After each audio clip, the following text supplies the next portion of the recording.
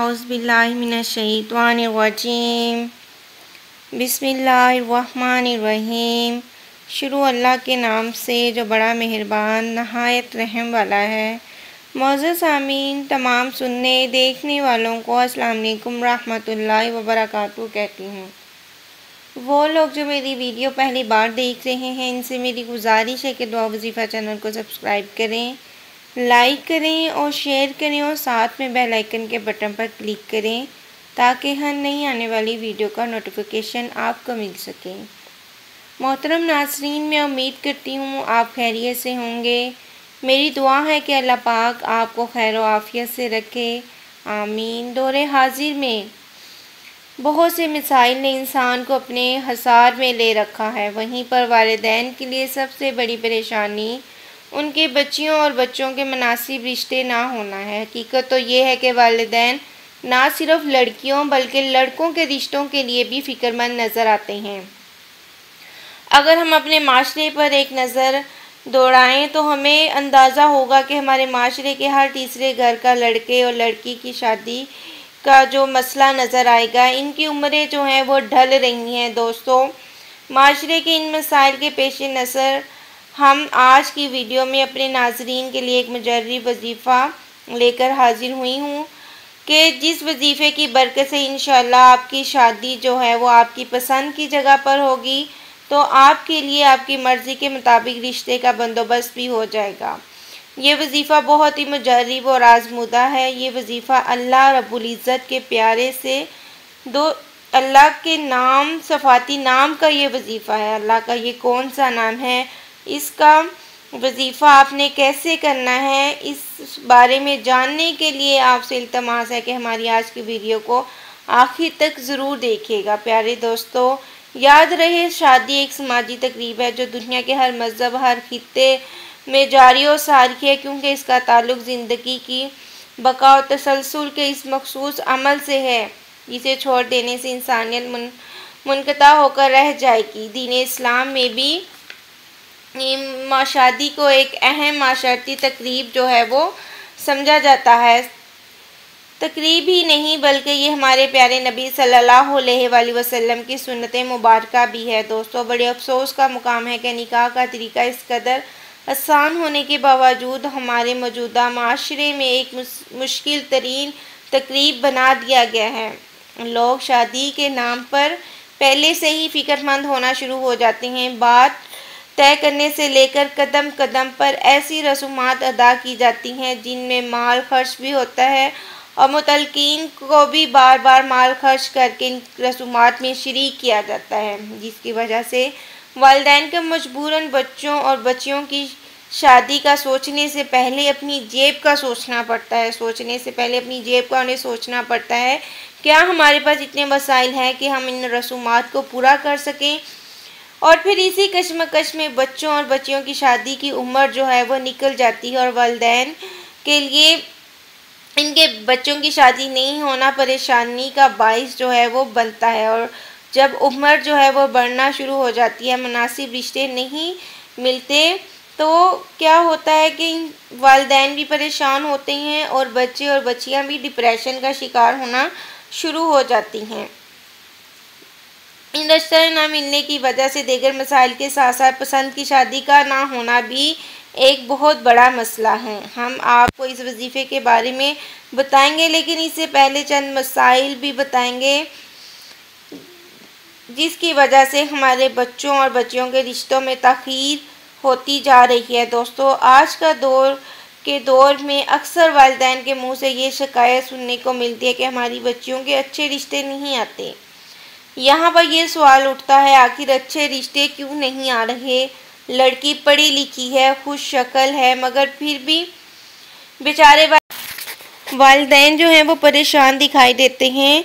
इसकी वजह ये होती है कि वालिदैन को हर लिहाज से परफेक्ट जोड़ की तलाश होती है, यानी लड़के के लिए परफेक्ट बहू की तलाश आज के दौर में सबसे बड़ा मसला है। बेहतरीन बहू का मियार भी खुद ही तय कर लिया जाता है, जैसा कि बहू खूबसूरत हो, हुस्ने जमाल का जो है वो पीकर हो, गोरी रंगत हो, दुबली पतली हो, दराज कद हो, पढ़ी लिखी होना तो बिल्कुल ही लाजमी है। हो सके तो कोई अच्छी पढ़ी लिखी, कोई जॉब वाली, कोई ज़ेर तमीर लड़की मिल जाए। बाद में चाहे इसकी मुलाजमत करने पर पाबंदी आयद कर दी जाए। दोस्तों, सबसे बड़ा जो मसला है वो वालिदैन की ज़हनियत का है। लड़का चाहे कुछ भी हो, लेकिन उन्हें लड़की पढ़ी लिखी चाहिए होती है। होता यूँ है कि लड़के वाले आए दिन लड़कियों को देखने के लिए इनके घरों के चक्कर लगाते हैं और लड़की की कद और कमर तक की पैमाइश कर ली जाती है। लड़के के घर वाले ने जहन में एक तस्वीर बना लेती हैं कि उनको ऐसी ही लड़की चाहिए और वो हर लड़की को उस फ्रेम में फिट करने की कोशिश करते हैं। इस तरह कई घरों में जाकर दावतें उड़ाई जाती हैं और दर्जनों लड़कियों के जज्बात जो हैं वो मजरूह कर लिए जाते हैं। यूँ उनकी दिल शकनी की जाती है। एक वक्त ऐसा आ जाता है कि लड़की की उम्र जो है वो निकल जाती है। हमारे माशरे में ज़्यादातर यही होता है कि लड़की ही ज़्यादातर नापसंदगी का बाइस बनती है। हकीकत यह है कि लड़की की सारी उम्र जो है वो इसी तरह निकल जाती है।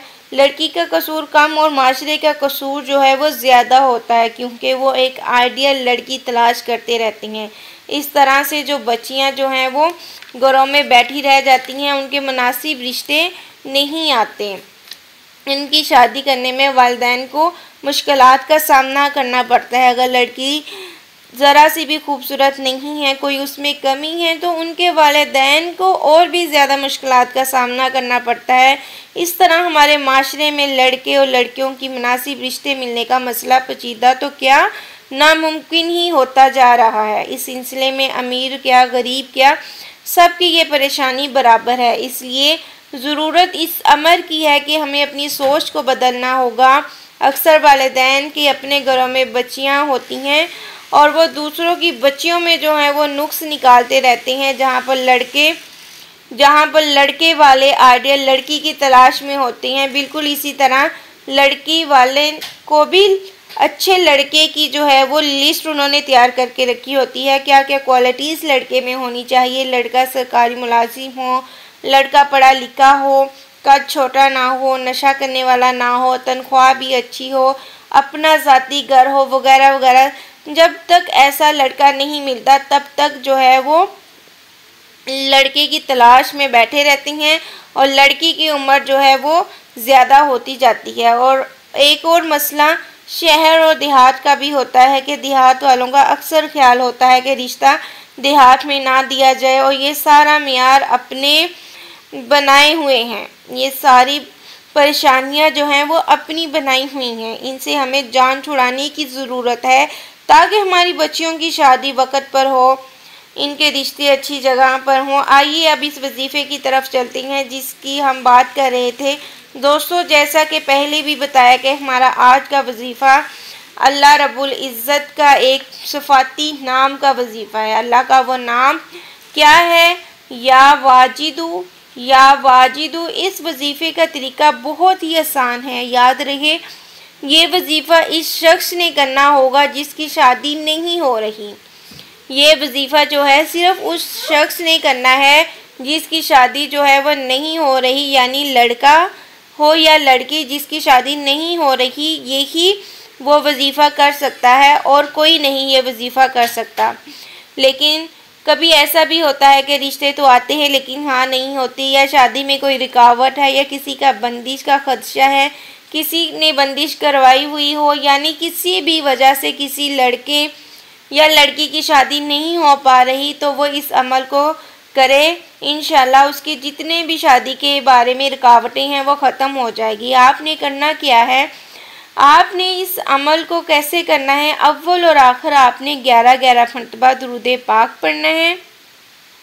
आपने ये अमल रात को सोने से पहले जो है वो आपने ये अमल करना है। आपने ये अमल रात को सोने से पहले ये अमल करना है। आपने अव्वल और आखिर 11-11 मरतबा दुरूद इब्राहिमी पढ़ना है और फिर उसके बाद अल्लाह का ये सफ़ाती नाम या वाजिदू 1414 मरतबा पढ़ना है। या वाजिदू आपने 1414 मरतबा पढ़ना है। इंशाअल्लाह आपका बहुत जल्द रिश्ता भी तय हो जाएगा और आप जहाँ चाहेंगे वहाँ पर आपकी मर्ज़ी के मुताबिक शादी भी होगी। ये अमल बहुत ही मुजर्रिब और मौसर है, बशर्ते का आपने अमल जो है वो कामिल यकीन के साथ ये अमल करना है। इस अमल की एक शर्त ये भी है कि आपने 5 वक़्त की नमाज की पाबंदी करनी है। अगर आप 5 वक़्त की पाबंदी के साथ और पूरे यकीन के साथ इस अमल को कर लेते हैं तो आपकी शादी की तमाम रुकावटें जो हैं वो अल्लाह के हुक्म से दूर हो जाएंगी।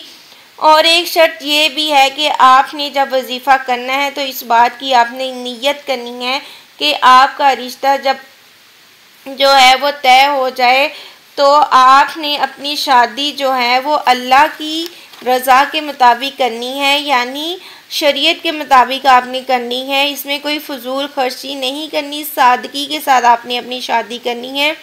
इस तरह से आप देखेंगे किस तरह से आपकी जो है रिश्ता जो है वो आपको बहुत जल्द जो है वो आपका तय पा जाएगा।